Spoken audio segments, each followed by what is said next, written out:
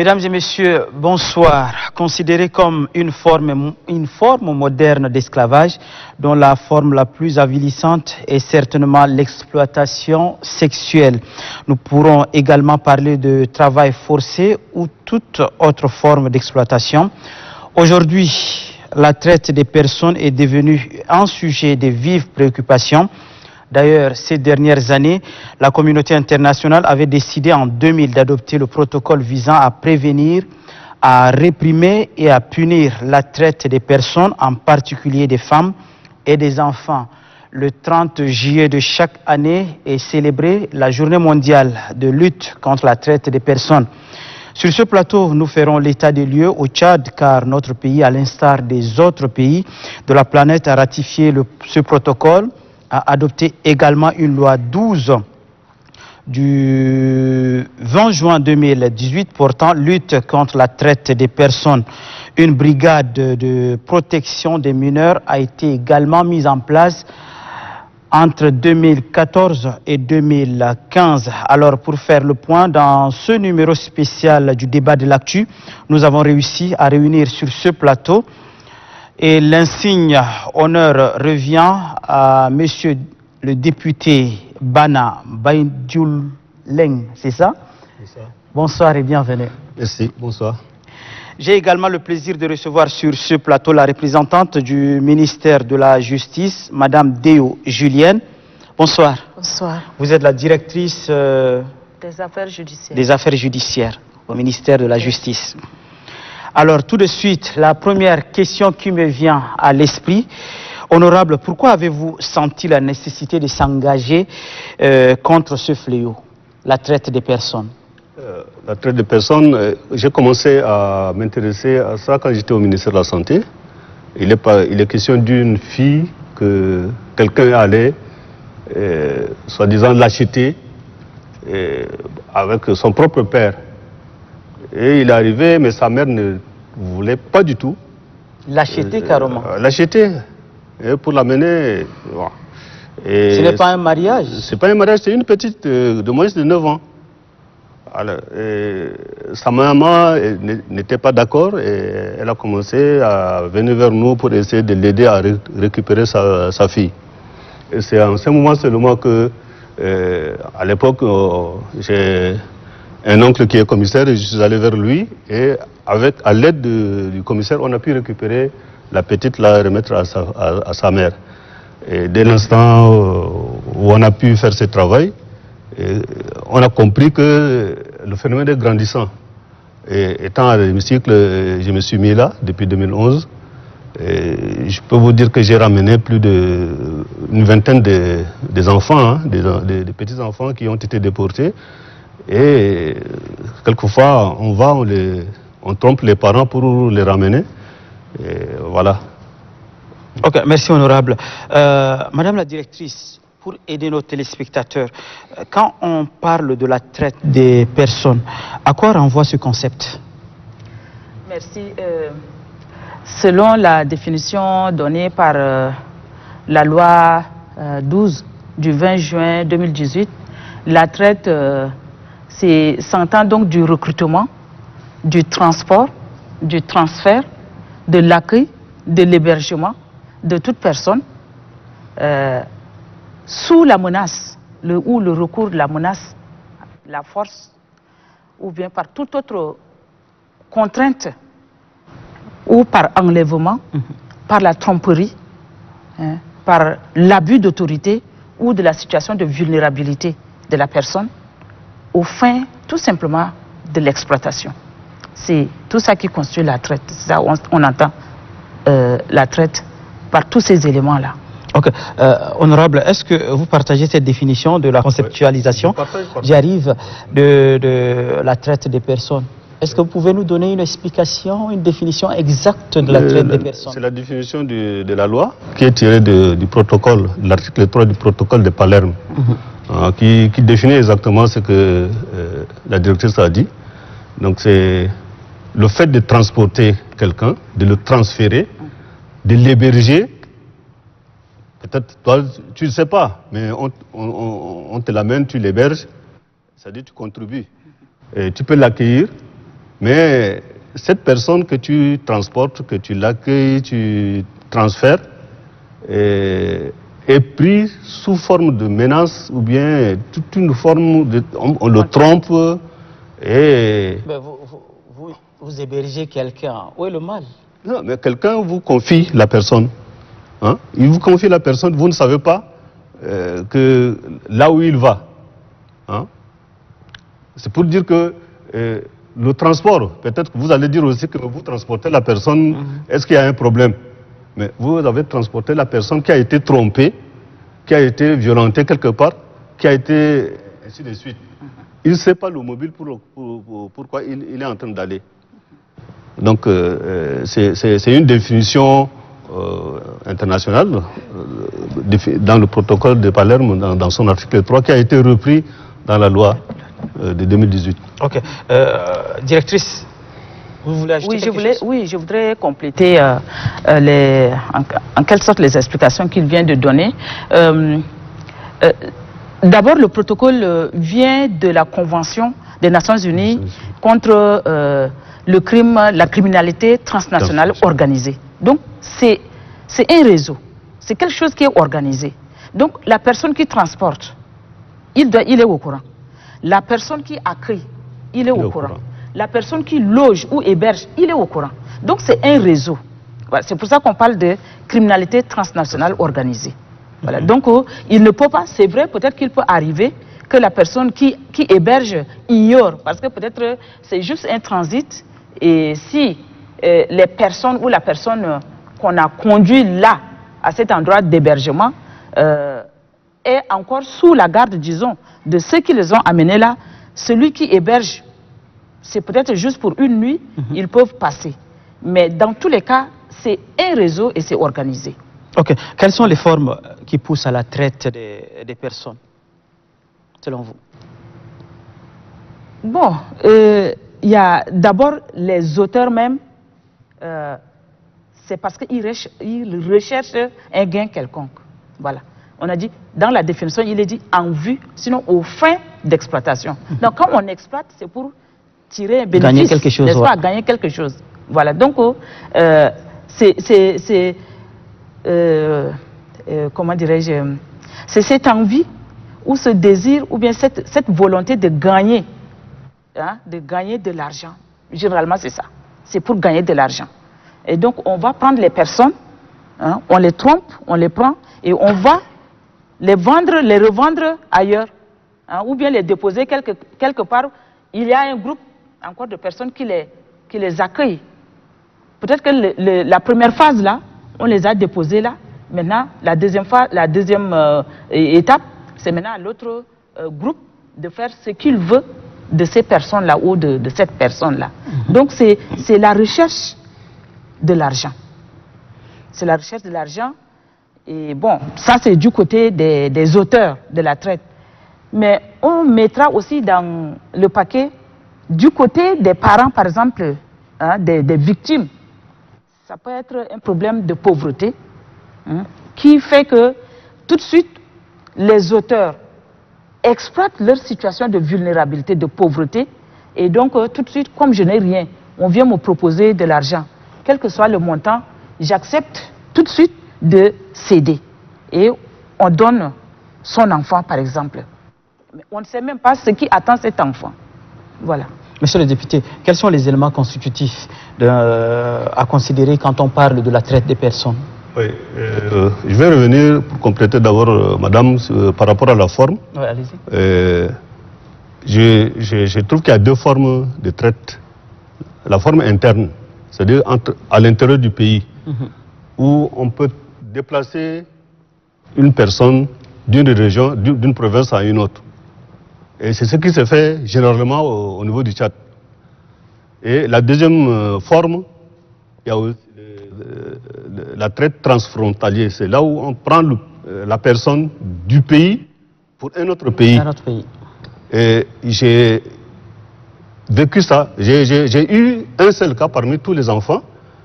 C'est des enfants qu'ils ont ramassés ici et on les a amenés à la frontière du Tchad, vers la Libye.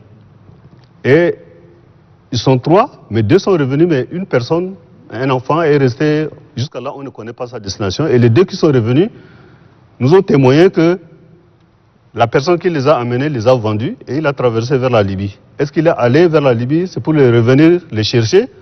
Les deux autres ont fui, ils sont revenus.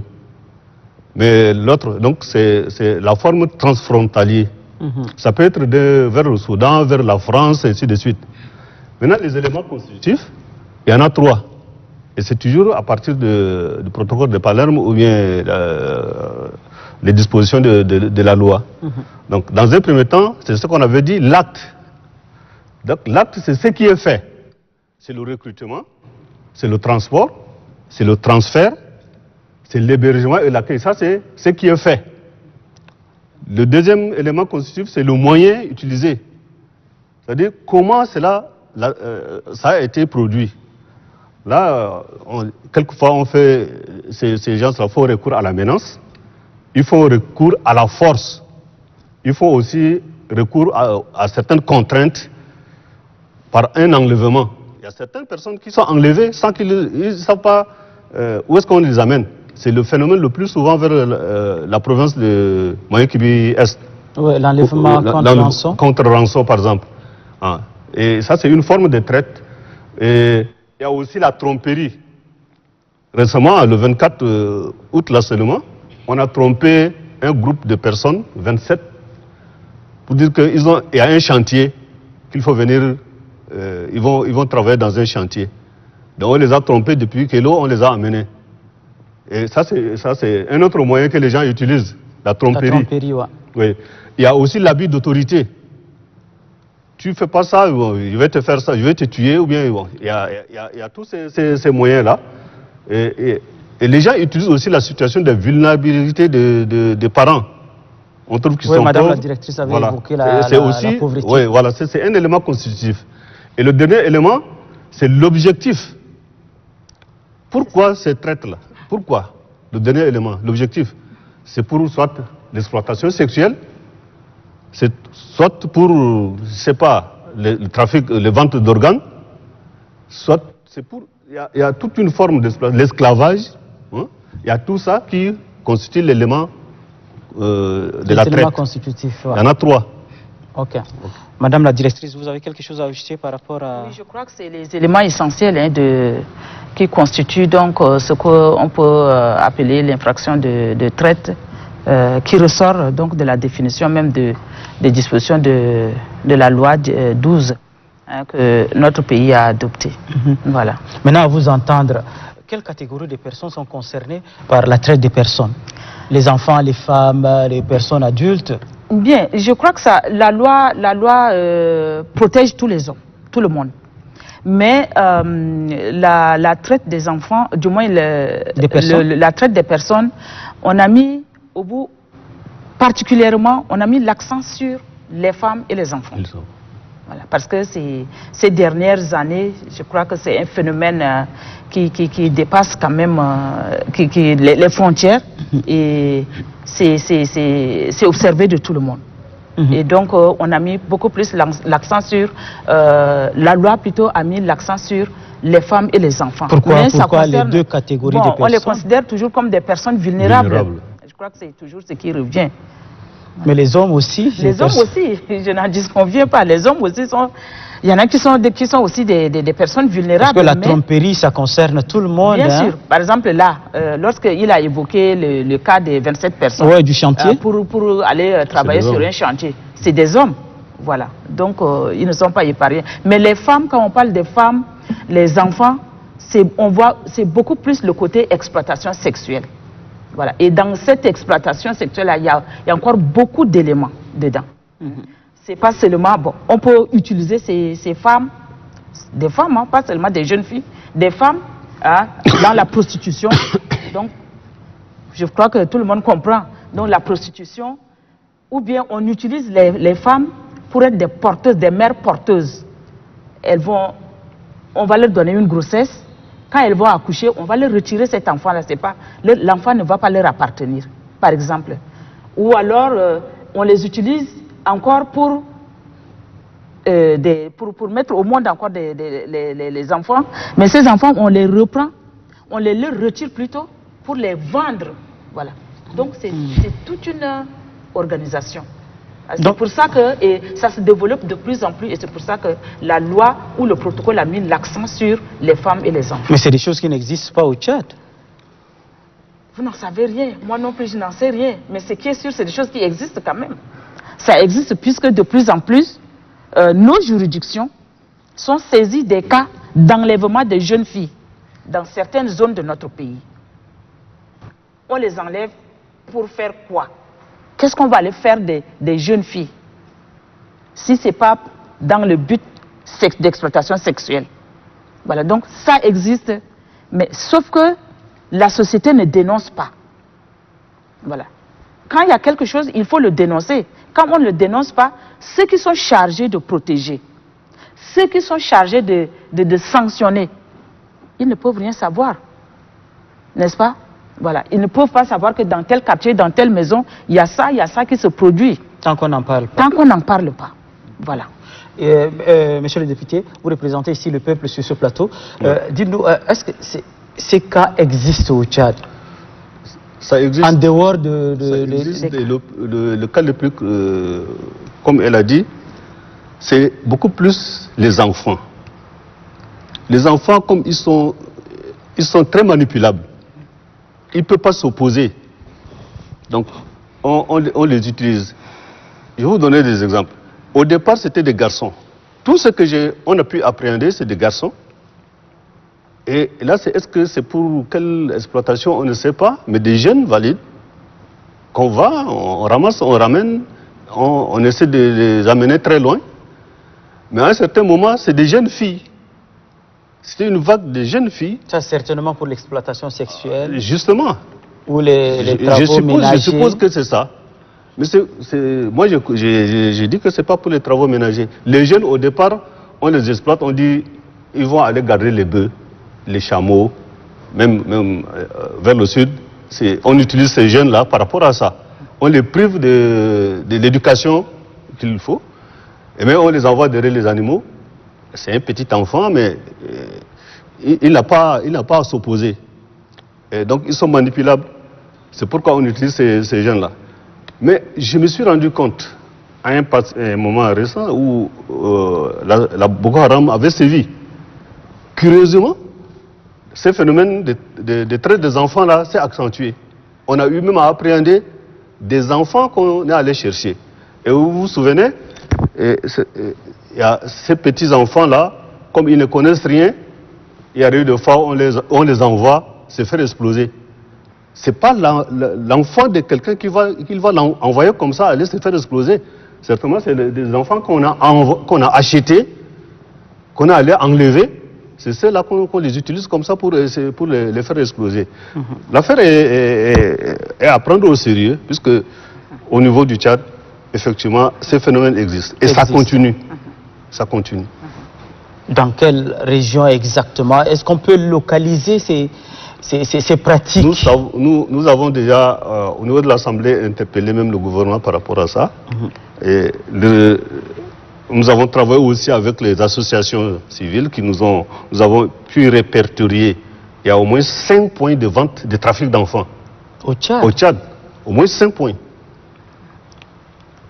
Est-ce qu'on peut, vous pouvez nous les citer pour que les téléspectateurs puissent vraiment retenir quelque chose? Bon, il y en a vers Sar, dans un village qu'on appelle Touloulonga, je ne sais pas, j'ai oublié, mais j'avais, le temps était court, sinon j'allais amener tous ces machins-là. Il y en a vers Koumra. On amène ces personnes vers...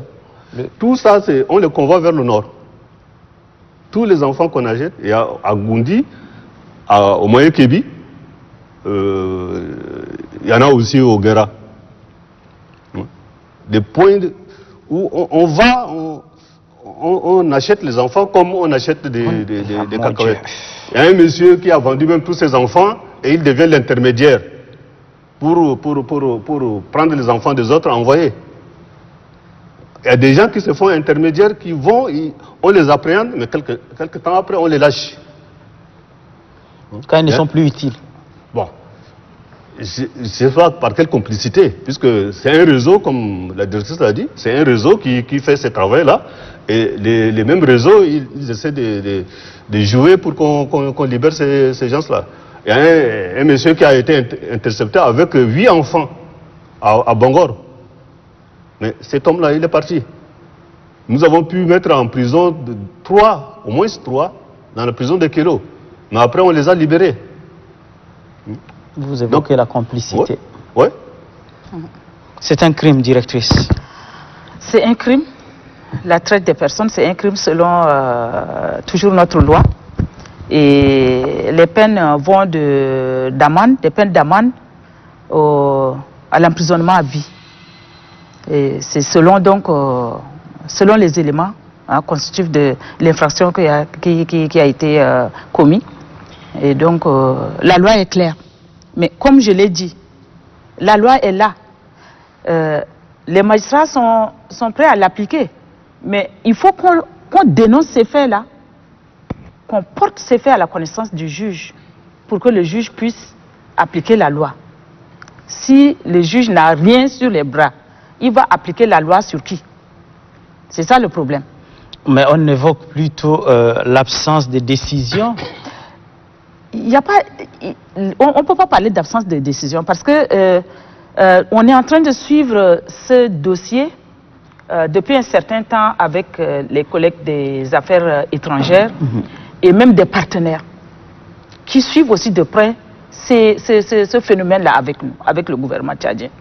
Et nous nous sommes intéressés de plus près aux décisions de justice. Et nous avons eu quand même à collecter pas mal de décisions qui ont été rendues par les juges par rapport au phénomène de la traite. Voilà. Et il y a des condamnations et comme vous l'avez demandé tantôt, c'est souvent par des enlèvements.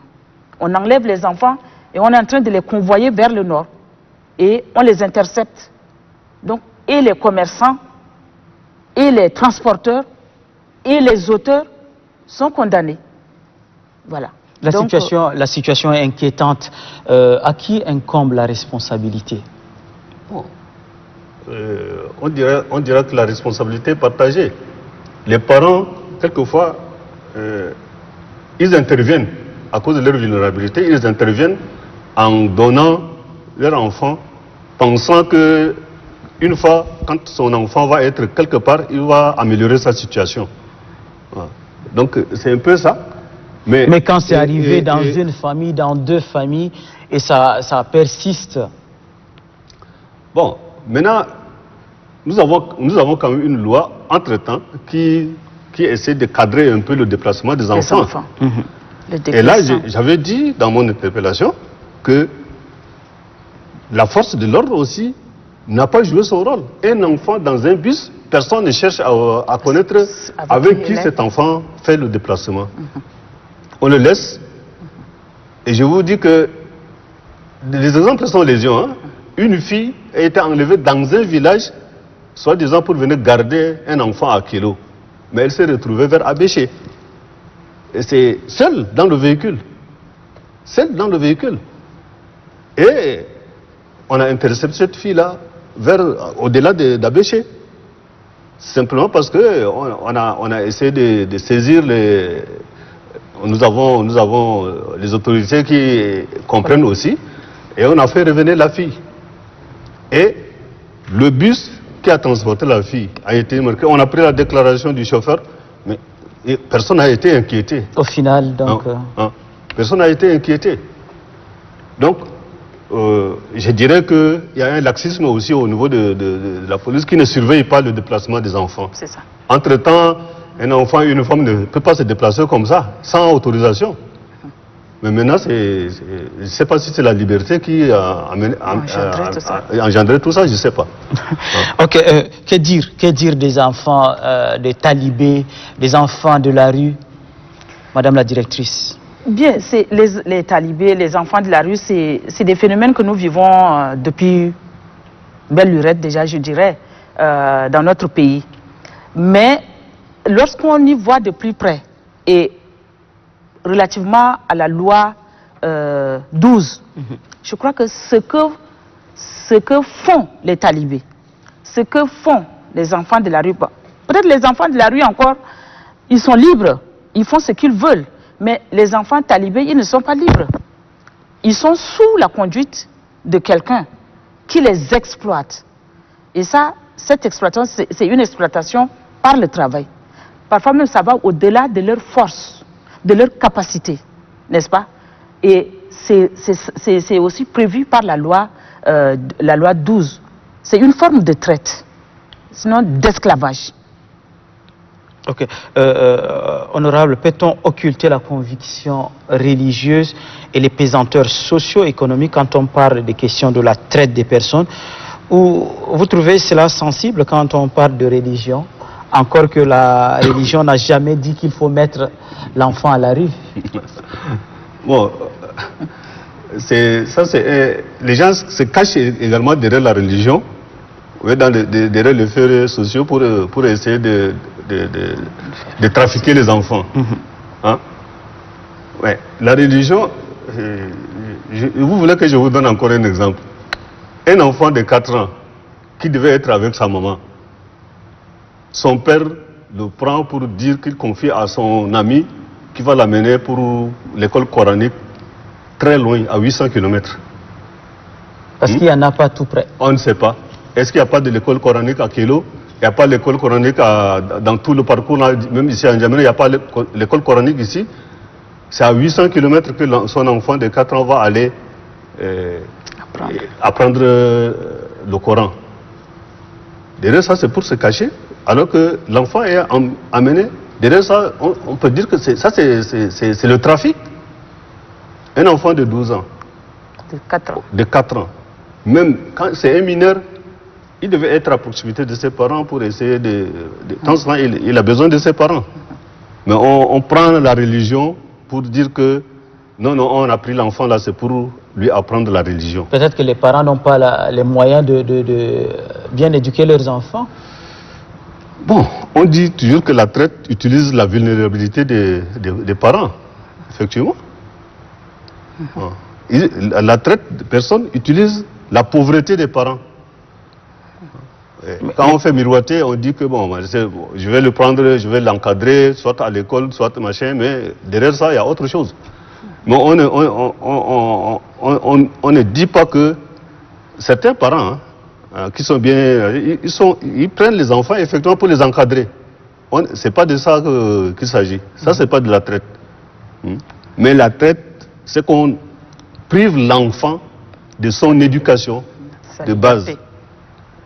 Et la loi du pays même dit, la Constitution, ces enfants, même si c'est dans un état, si les parents ne peuvent pas le prendre en charge, c'est l'État qui devait le prendre en charge. Justement, Madame la directrice de la République doit protéger ses enfants si la famille ou les familles n'en sont pas capables, stipule donc les dispositions de la République. C'est la Constitution. Ouais. Voilà. Je suis tout à fait d'accord avec l'honorable. Mais on voit des enfants de la rue. Les enfants de la rue, bon, je dirais que il faut, je verrai deux situations. Les enfants de la rue, il y a des enfants récalcitrants. Il y a des enfants qui sont comme ça, qui décident comme ça ou choisissent la rue. Les parents auront beau faire tout ce qui est en leur pouvoir pour les ramener à la maison, ils vont toujours gagner les autres. Il y a un problème de suivisme ou quoi, je ne sais pas. Il y a ces cas. Mais il y a aussi le problème de la responsabilité des parents. Un abandon total de la responsabilité des parents qui ne s'occupent pas vraiment de l'éducation des enfants. Donc, le matin, chacun sort, chacun prend sa direction, chacun s'occupe de soi. Et alors l'enfant, quand il tombe dans un groupe où il se sent à l'aise, où il fait ce qu'il veut, il va s'habituer. Il s'habitue et finalement, il choisit cette vie-là. La rue. La rue. Voilà. Et donc, même dans cette situation-là, je dirais que si on creuse un peu, peut-être qu'il y a quelque chose au niveau de la famille qui a touché l'enfant dans son fort intérieur, qui a provoqué cette fuite de la maison-là. Voilà. Donc, dans tous les cas, il y a la responsabilité des parents qui est là. Voilà. Mais la grande responsabilité, c'est la grande responsabilité, non, on ne peut pas dire que C'est pas l'État qui a fait les enfants aux parents. N'est-ce pas? C'est d'abord les parents. C'est aux parents d'abord de donner une bonne base aux enfants. L'État va compléter. C'est ça l'éducation, non? L'école, à l'école, quand on envoie les enfants à l'école. C'est ça la part de l'État. Voilà. Donc, mais la base là, c'est d'abord à la maison. Si, dès la maison déjà, dès le bas âge, l'enfant a une mauvaise éducation, ça le suit partout. L'État aura beau mettre à sa disposition des enseignants, des formateurs, mais quand il a grandi déjà dans ce mauvais comportement, c'est très difficile de récupérer ou de rattraper. Quelle forme d'éducation, quelle valeur culturelle transmettre à ces enfants, les talibés, les enfants de la rue, pour vraiment résoudre ce problème de la traite des enfants, pour ne pas dire la traite des personnes? Bon, en tout cas, le terme enfant de la rue, moi je ne l'accepte pas, puisque l'enfant, la rue ne produit pas, ne donne pas des enfants. Comme la directrice a dit, c'est un fait de société. Hein? Donc, c'est des enfants qui sont dans une situation particulière, qui sont touchés quelque part. Mais là aussi, il y a aussi la responsabilité de l'État dedans. Certes, les parents, mais il y a aussi l'État, le gouvernement. Entre-temps, quand on était encore petit, je donne mon exemple, hein, 19h, la brigade te trouve dehors, on te prend. Pour que tes parents viennent aussi, pourquoi tu laisses traîner ton enfant dehors, hein? Mais on te fait pas on te violente pas, mais quelquefois après on te libère, demain tu ne vas pas accepter que la brigade te prenne. Mais ces derniers temps, hein? Ça n'existe plus. Ça n'existe plus. Et c'est comme ça que, par le phénomène aussi de la situation moderne, la télévision et autres, les enfants apprennent autre chose. Et on laisse faire. Hein? Vous pouvez même voir, les bars sont remplis par des jeunes, des petits enfants, mais on ne s'en soucie pas. On ne s'en soucie pas. Et c'est nous qui... Pourtant, c'est ces enfants qui vont nous remplacer demain, mais on ne se soucie pas de leur éducation. C'est inquiétant. Ouais. Ok, la problématique de la traite des personnes, je pense que ce n'est pas impropre du Tchad. Ouais. C'est pas le propre du Tchad, puis dans la mesure où l'Organisation des Nations Unies même s'en est préoccupée pour adopter une convention, d'abord sur la criminalité transnationale organisée, qui traite de tout. Donc c'est transnational. Voilà. Donc la traite des personnes. Et il y a aussi le trafic illicite des migrants, qui est proche aussi de la traite des personnes. Donc c'est transnational, c'est pas seulement propre au Tchad. Les mendiants, est-ce qu'on en voit ailleurs? Les mendiants, il y en a partout. C'est pas le propre du Tchad non plus. Il y en a partout des mendiants. Maintenant, il faut essayer de résoudre ce problème de mendicité qui rend ces enfants vulnérables. Mais la solution à ce niveau, moi, c'est là où je rejoindrai l'honorable député en disant, ça aussi c'est de la responsabilité de l'État. Il faut mettre à disposition, je pense, des moyens aux forces de sécurité, hein, pour pouvoir encadrer ces enfants. Mais parce que s'il n'y a pas de moyens en termes de centres par exemple, où on peut peut-être prendre ces enfants-là, les mettre là et leur donner peut-être une orientation, une éducation, ou, en tout cas les réorienter dans la vie, voilà, pour leur réinsertion sociale. Bon, il y a ça, et il faut aussi des moyens humains pour pouvoir encadrer ces enfants-là, etc., des moyens financiers, etc., etc. Donc, les idées sont là. Je suis sûr qu'il y a des bonnes volontés pour faire ce travail d'encadrement, pour la réinsertion sociale, mais il faut que l'État appuie, mais vraiment appuie ces initiatives pour pouvoir mettre, je ne dirais pas, peut-être dire mettre un terme, c'est trop dire, mais enrayer quand même petit à petit le phénomène. C'est faisable. C'est faisable. La mairie de N'Djamena a pris plusieurs fois des décisions pour vraiment qu'il n'y ait plus de mendiants dans le périmètre urbain, mais 2-3 jours après, on voit ces mendiants sur les rues. C'est ça. Mais s'il n'y a pas un suivi, s'il n'y a pas un suivi, Et beaucoup de nos textes manquent de suivi. On prend un acte, et 2-3 semaines, un mois après, on oublie. Oui, j'ajouterais à cela que c'est pas seulement... Bon, il y a certes le problème de suivi, mais il faut aussi... je ne sais pas si en prenant la décision, par la suite, on a associé ceux qui envoient ces enfants dans la rue mendier. Parce que ce n'est pas les enfants d'eux-mêmes qui vont mendier, à ce que je sache. Mais s'ils ne trouvent pas à manger. Voilà. Et est-ce qu'ils les ont associés et pour discuter ensemble les stratégies. Et ensuite, il faut que la mairie qui a pris cette décision-là mette aussi les moyens notamment humains, pour pouvoir, par exemple, sillonner la ville, pour voir, pour contrôler dans quel quartier, dans quelle rue, est-ce qu'il y a des mendiants ici ou là. S'il y en a, on doit les prendre, n'est-ce pas? On doit les prendre sans les violenter. Mais j'ai parlé tout à l'heure de centres, par exemple. Si on les prend, on va les mettre où? Les commissariats, c'est déjà bondé de petits brigands qu'on ramasse ici ou là. Est-ce qu'on va aussi amener ces enfants-là? C'est des vulnérables après tout. C'est de les exposer encore. Ce ne sont pas des personnes violentes. Mais parce qu'ils font ces actes-là, on les a pris parce qu'on n'en veut plus. Mais où est-ce qu'on va les mettre?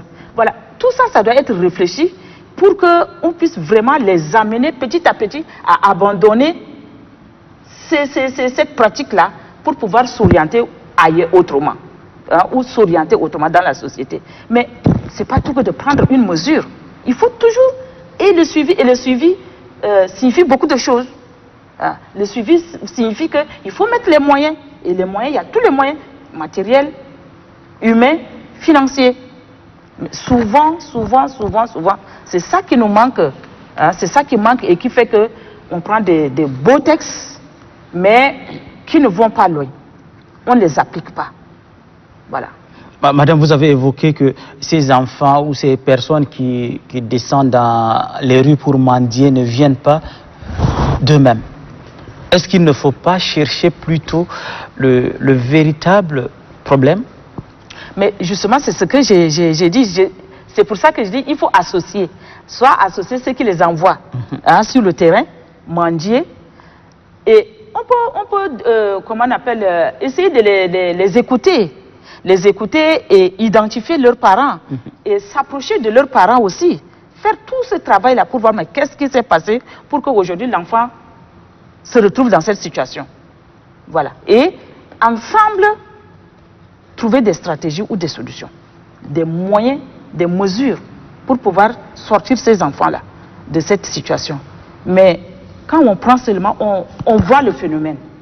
On voit le phénomène et on s'assoit et on prend les textes et on voit que ça s'applique sans vraiment étudier le phénomène au fond.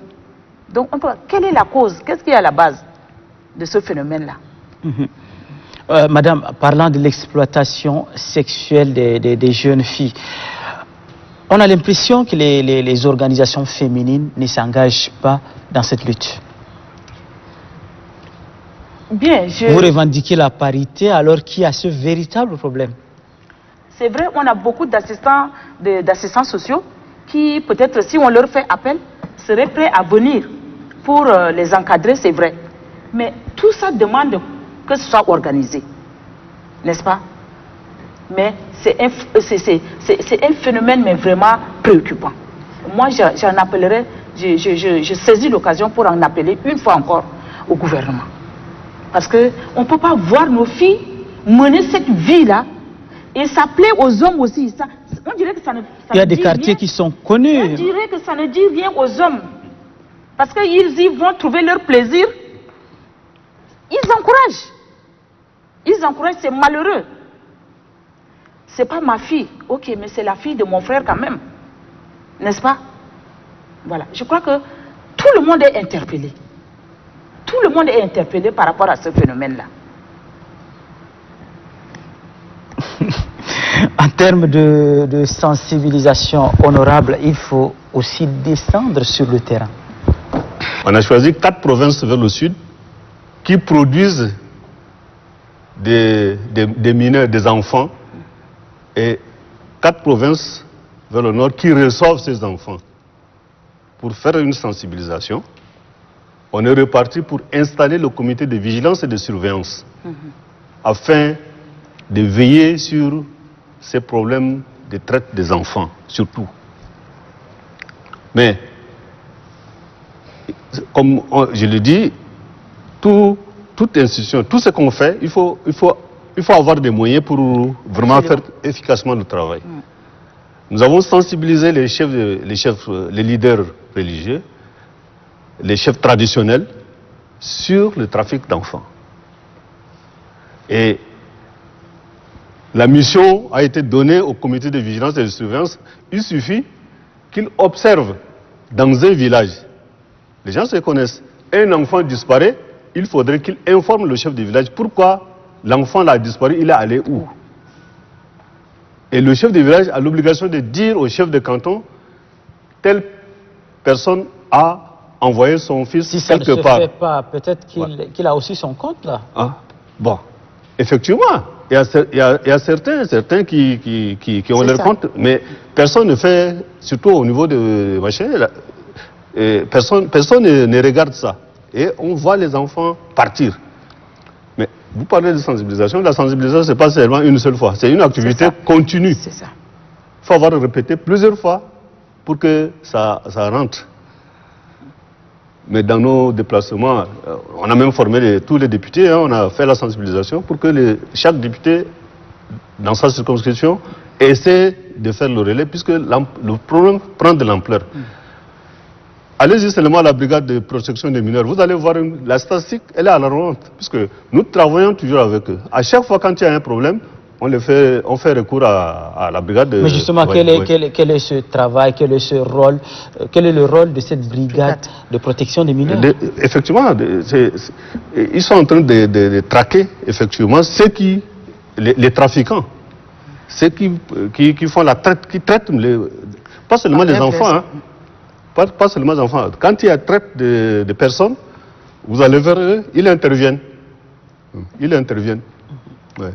Madame, donc ils sont situés juste derrière le Sacré-Cœur. Ah, ok. Ouais. Et ils ont été équipés, mais ils font vraiment un bon travail. Ces jours, c'est par l'intermédiaire de la brigade de protection qu'on a pu appréhender les 27 là. Madame la directrice, quels sont les chantiers du ministère de la Justice pour lutter contre la traite des personnes? Bien, au niveau du ministère de la Justice, nous essayons de regarder un peu maintenant de plus près la mise en application de la loi 12. Mais entre-temps, la loi 12 par rapport à la loi 12, elle porte donc lutte contre la traite des personnes. Okay. Voilà. Et elle a prévu un organe chargé donc de la lutte contre la traite des personnes. Et c'est l'article 40 de la loi qui le dit.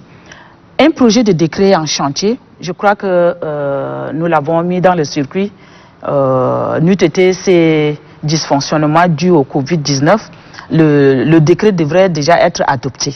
Mais il est toujours dans le circuit. Je crois que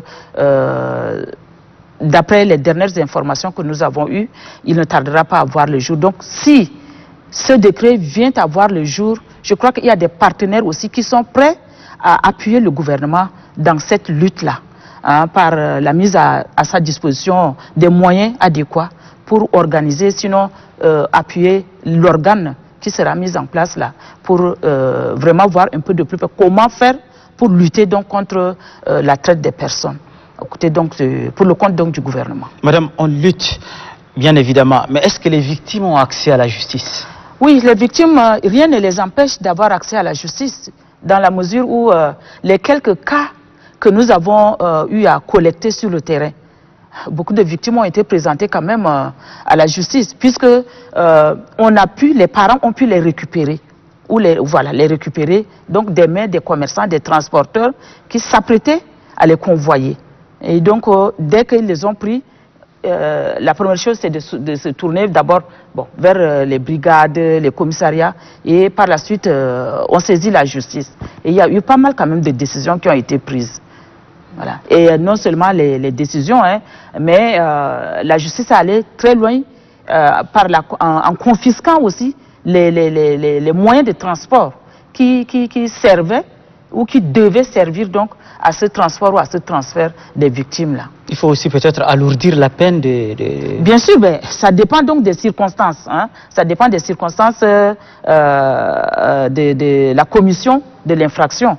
Donc, comme je l'ai dit, les peines prévues dans la loi vont donc des peines d'amende pour les personnes morales, parce qu'il y a les personnes morales aussi qui peuvent contribuer ou faciliter la traite en mettant à la disposition des auteurs les moyens financiers ou même matériels. Et donc, ça va des peines d'amende aux peines d'emprisonnement, emprisonnement à vie également, lorsque la mort s'ensuit. Voilà. Honorable, vous êtes souvent sur le terrain. Est-ce que les victimes que vous rencontrez ont souvent accès à la justice? Mais les victimes, elles sont de deux sortes. Quand tu prends un enfant, il ne peut pas aller lui-même se plaindre devant la justice. Ça, c'est un handicap. Mais quand c'est une personne déjà mature, alors, il sait qu'il est maltraité, il y a une traite, on l'a violenté. Et là aussi, ceux qui font la traite ont des moyens pour essayer que ça n'aboutisse pas. On traîne à la justice, des va-et-vient, et finalement, la victime se fatigue et puis on abandonne. Hein? Mais si vous prenez le nouveau code pénal, hein, les lois, la loi 100, les dispositions de la loi sont transcrites, déplacées là, dans le code pénal. Et normalement, ceux qui font le trafic, la traite des personnes, le moyen par lequel ils utilisent devait être confisqué. Si c'est par voie de pirogue, on prend la pirogue. Si c'est le véhicule, on prend le véhicule. Ils ont des amendes à payer. Et c'est ça qui doit dissuader, qui doit un peu freiner ces phénomènes. Parce qu'on confisque le bus, par exemple, ne serait-ce que pour un mois, la personne va sentir. Il ne va plus accepter qu'un enfant monte dans le véhicule si l'enfant n'a pas un document signé par l'administration pour le déplacement. Mais ça n'a jamais été appliqué et voilà ce qui fait que la traite continue. Donc, le moyen, nous, on avait essayé par rapport à ce que les enfants qui ont été pris par l'intermédiaire des machins, mais ça n'aboutit pas. Ça n'aboutit pas. Je vous ai dit qu'on a mis des gens en prison, mais ils se sont volatilisés. C'est inquiétant. Quels sont les chantiers de l'Assemblée nationale dans le domaine de la lutte contre la traite des personnes? Bon, les chantiers, l'Assemblée nationale n'intervient pas directement dans l'exécution des armes. L'Assemblée nationale... Vous faites des propositions? Oui, on fait des propositions. C'est des armes qu'on donne à l'exécutif pour utiliser. Hein? Donc on fait des propositions, et on vote les lois, et on remet... Puisque nous ne sommes pas l'exécutif. L'Assemblée vote la loi, mais contrôle aussi l'application. Donc, on peut dire que dans le cadre du réseau, on peut susciter, on peut interpeller toujours, c'est dans notre domaine, interpeller le gouvernement par rapport à la mise en application de la loi sur la traite des personnes. Ok. Quelles sont les autres pistes qui restent à être exploitées pour que vraiment on puisse enrayer le phénomène de la traite des personnes au Tchad, Madame la Directrice? Les autres pistes, bon, toujours au niveau du ministère de la Justice, je crois qu'avec les partenaires, notamment l'ONUDC, nous multiplions en ce moment les formations des magistrats pour qu'ils s'imprègnent réellement de la teneur de la loi 12. Parce que c'est vrai, quand on prend le nouveau code pénal, il y a assez de dispositions qui concernent donc la traite des personnes, mais la loi 12 va encore plus loin. Parce qu'elle traite également des victimes, de l'assistance, de la protection des victimes, même des témoins, etc. etc. Donc la loi 12 est allée encore très loin. Mais malheureusement, nous avons constaté que cette loi-là n'a pas été suffisamment vulgarisée. Et donc, il y a eu, avec l'appui des partenaires, des formations, des ateliers de sensibilisation, même des formations sur cette loi 12. Et nous pensons que, voilà, ça c'est une piste pour que les magistrats ne laissent plus passer les faits de traite ou bien les actes qui s'apparentent donc à la traite des personnes. Je crois que c'est pour l'instant, c'est l'effort que le ministère est en train de faire. Bon, nous, les partenaires sont toujours prêts à nous appuyer et toujours dans le cadre de renforcement des capacités des acteurs, de la justice. Et donc, acteurs, qui dit acteurs, il dit pas seulement les magistrats, il y a aussi les avocats, il y a aussi les OPJ, donc les ateliers ou les sessions de formation continues. Il n'y a pas longtemps, nous avons eu aussi un dernier atelier dans ce sens-là avec un groupe de magistrats, mais là nous avons choisi spécialement les magistrats dans les zones où le phénomène de traite, j'allais dire, bat son plein. Parce qu'il y a des zones où vraiment c'est monnaie courante, quoi. Mais c'est très difficile de mettre la main sur les auteurs. C'est très difficile aussi pour les juges de pouvoir, comment dirais-je, avoir les auteurs-là en leur possession pour pouvoir les juger. Donc, il y a toutes les interventions possibles aussi.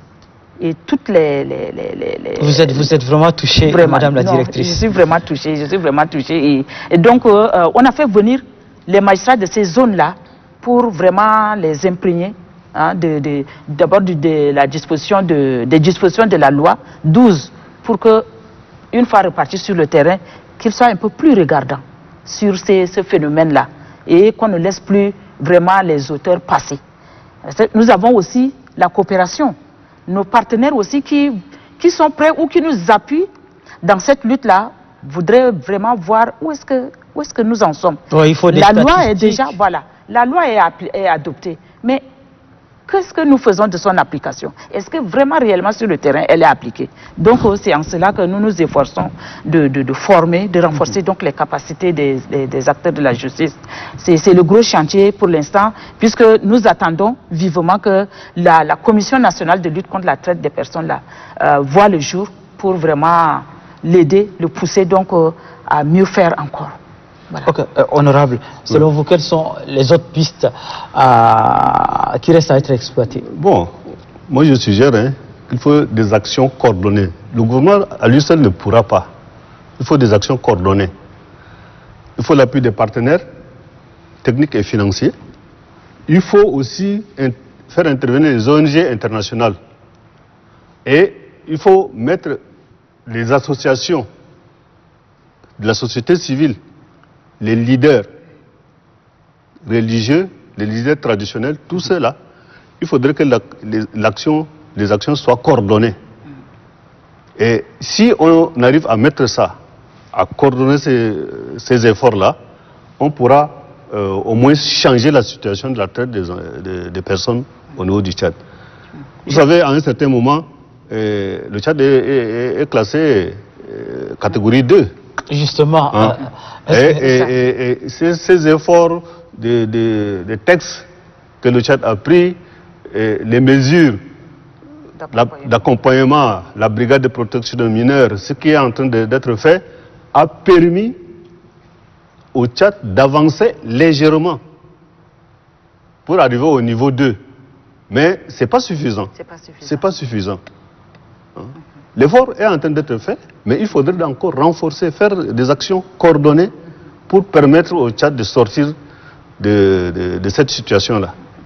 Ok. Madame, vous avez quelque chose à ajouter? Oui, je voudrais dire que justement par rapport à tous ceux qui doivent contribuer à cette lutte-là, la Commission nationale de lutte contre la traite des personnes en a effectivement tenu compte. Donc la société civile, les forces de sécurité, en tout cas un certain nombre de ministères, tout le monde doit être impliqué pour vraiment mener à bien cette lutte-là. C'est ce que je voulais. Votre dernier mot sur ce phénomène de la traite des personnes dans notre pays? En tout cas, la traite des personnes, elle est réelle. Il ne faudra pas que nous nous voilions les yeux. Elle est réelle et nous devrons le prendre à bras le corps. En ce sens que tout le monde doit contribuer à la lutte en dénonçant. Mais une fois que la justice est saisie aussi, par exemple, qu'on laisse la justice faire son travail. Parce qu'il y va de l'intérêt, de la sauvegarde de la société. Parce que la justice, elle défend, elle doit protéger la société. Donc si de tels actes se produisent indéfiniment, doit-on rester là, regarder, laisser faire indéfiniment aussi, alors que nous avons une arme, sinon des armes. D'abord les conventions internationales auxquelles le pays a souscrit ou adhéré, et nos textes nationaux même, que nous avons pris en y incorporant les dispositions de ces conventions internationales. Donc, qu'on laisse aussi la justice faire son travail, appliquer la loi comme il se doit. Et je crois que c'est la seule... Lorsque des sanctions tombent, les gens quand même vont prendre peur, un peu peur, et faire attention lorsqu'ils voudraient s'engager dans tel ou tel acte. Honorable, pensez-vous qu'on peut vraiment atténuer cette situation au Tchad? Moi, je suis toujours optimiste et je pense qu'on peut changer une situation. Que les téléspectateurs comprennent déjà que s'ils trompent une personne pour l'exploiter, c'est-à-dire qu'ils sont en train de pratiquer la traite. Ouais. Ils sont en train de pratiquer la traite. Et beaucoup sont dans cette situation. Peut-être qu'ils ne connaissent pas que ce qu'ils sont en train de faire, c'est pénal. C'est répréhensible. Ils ne savent pas peut-être, mais qu'ils sachent déjà que s'ils utilisent son pouvoir pour violenter la personne, pour utiliser la force de la personne, pour exploiter la personne, c'est que ce n'est pas normal. Donc il faudrait que la sensibilisation passe pour que chacun comprenne que ce qu'il est en train de faire, il est en train de faire du mal à son prochain. Et si on arrive à comprendre cela, je sais qu'on peut changer la situation avec les mesures d'accompagnement. Le gouvernement a déjà mis certains dispositifs. Il faudrait des moyens d'accompagnement pour que la situation change. Ça a commencé déjà à changer. Donc il faudrait que ça change.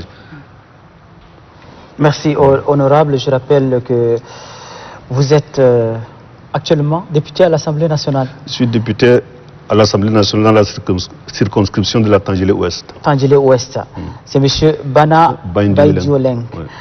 Madame Deyo Julienne, directrice des affaires judiciaires au ministère de la Justice, bien évidemment. Merci surtout à vous deux d'être venus et surtout pour vos éclairages. Merci. Merci. La lutte contre la traite des personnes est un combat de longue haleine. Mais il ne faut pas désespérer pour venir à bout de ce phénomène. Ce numéro du débat de l'actu se referme. Prenons rendez-vous au prochain numéro. Au revoir.